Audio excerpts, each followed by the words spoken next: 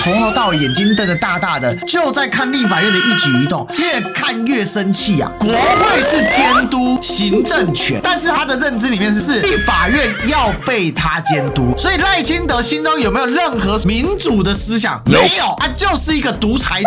他为什么说没收？因为他觉得那是我的权利，我是暴君，我独裁，还给我。可是现在看起来连这个棺材板都压不住了，因为事实证明是民进党超级分裂的。所以其实很多的绿委他们知道，只要赖清德执政的情况，他不可能去修财划法，那他们在地方县市首长能拿到多1毛的几率都不可能有，那不如借国民党的手来拿到这一笔钱。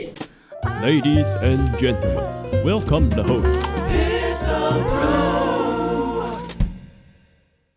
3法3读这件事情确实让赖清德非常不高兴，因为破了赖清德本来的布局啊。他到星期六1点的时候发了这个文，不是在已经确定基本上3法一定会3读的状况之下呢，在第一时间发，代表他一定是监控国会到了最后一刻，一边监控一边写下了这篇文。写完之后经过校对，然后立刻发出。立法院是国家最高民意机关，象征着台湾的自由民主，但是立法院今天强行通过的3个法案未经充分讨论，无视民意，讲白就是没有按照执政党的意思讨论。是跟谁讨论？是跟执政党讨论啊。事实上有没有讨论？其实有讨论，但执政党不太爱讨论，不是谁的意义，无视民进党的意义。不仅呢剥夺人民监督的权利，国会是监督行政权啊。他的认知里面是什么？是立法院要被他监督。所以赖清德心中有没有任何所谓的民主的思想？没有，他就是一个独裁者，更是侵害司法独立。为什么？因为他手中那一张王牌啊，叫做大法官释宪会议，大法官宪法法庭直接在这一次当中 game over， 甚至冲击攸关每个国民国家整体资源分配的公平正义。事实上我们都知道，台划法现阶段的中央跟地方的财政分配比是严重失衡的。现阶段的分配是中央地方税收比是 25%， 那要拉高到 40%， 事实上也没拉高到 40% 啦，现在大概就在 30% 还 35% 左右。所以赖清德为什么那么生气呢？因为这个是侵夺了中央分配可支配预算的权利，也就是他再也不能因为钱的关系逼人家屈服，这是没收民主国家权力分立的原则，人家只是把部分还给地方而已。他为什么说没收呢？因为他觉得那是我的权利，更是背离民主国家人民做主的真理。但我们都知道，人民如果要做主更多，地方分权要放大，这个是全世界举世皆然。可是这里不是这样，他的想法是通通我的。再来强调选罢法是剥夺人民监督国会的权利，所以呢罢免要监督国会，那什么意思？反向过来说，就是我可以把你除掉嘛，这就是他的预谋嘛。所以我说为什么破了赖赏布局？赖赏就是要借发动总体罢免战。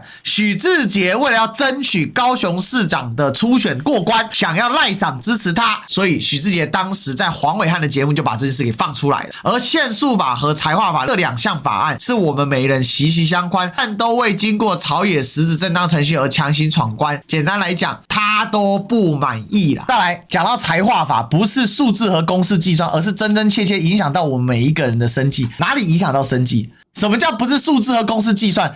请问财务问题不用数字和公式计算怎么算？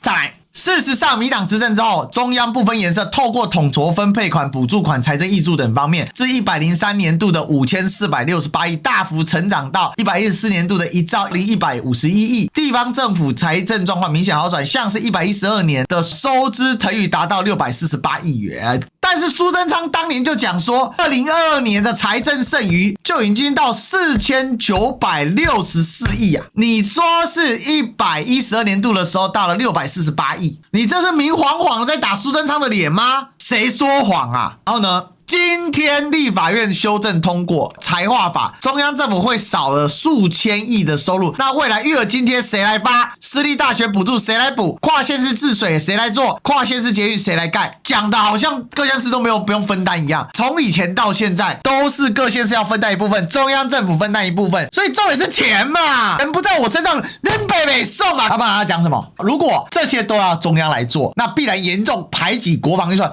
开情了呢，国军做落叶将无以为继啊，国防整体战力将深受打击，是国家安全危害是2300万人民的生命安危啊！修个财化法都是搞到抗中保台啦！我的天哪！哎，庭伟请说。我要跟你讲，我们在做毁宪乱政，我们在卖台。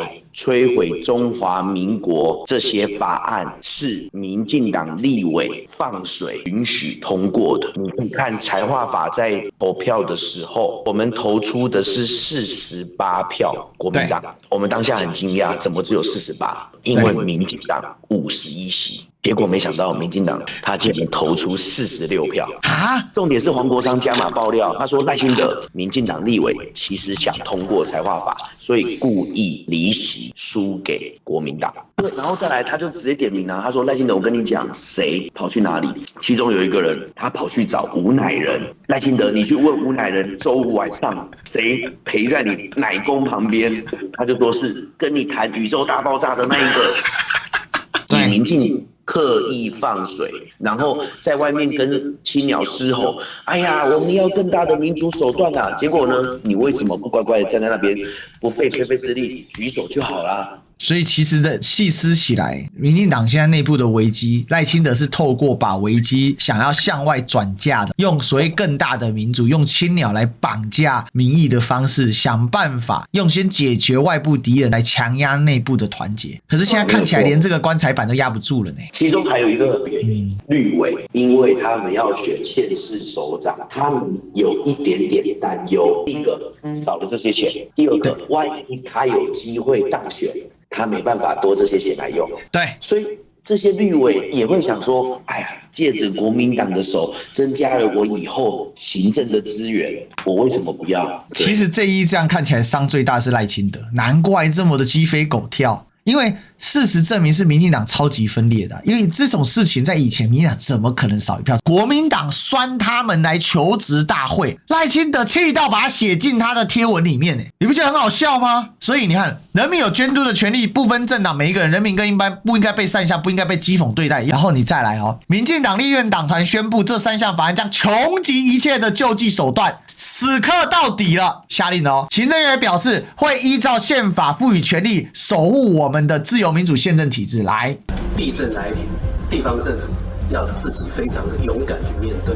他在什么地方讲？他在花莲讲，直接恐吓下去，完全没在跟你演。赖清德跟卓荣泰想到第一个东西就是砍人民的福利，而不是砍大官、砍肥猫、砍这些浪费预算的东西，2兆光电来补。好，所以呢，执政团队团结一心，守护得来不易的民主宪政体制，民主的纷争用更大的民主来解决，全面决战。所以这次蓝白的3法3读通过，赖清德是崩溃了。